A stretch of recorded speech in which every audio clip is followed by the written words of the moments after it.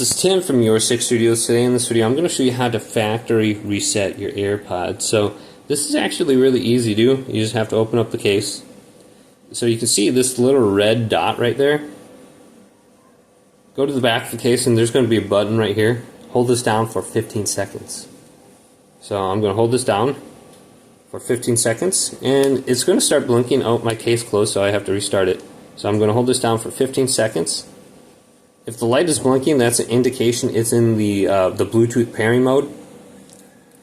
And after about 15 seconds, it should go to more like an amber looking color, and then it should go back to that white light. So there it is.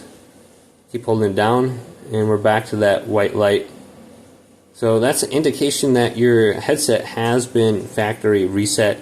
And we could try reconnecting this back to your device. So if it wasn't working or whatever, we could just try this out.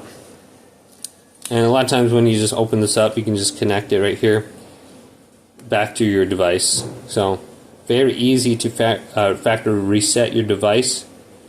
Hopefully this video did indeed help you out. If it did, leave it a big thumbs up and subscribe to my channel down below.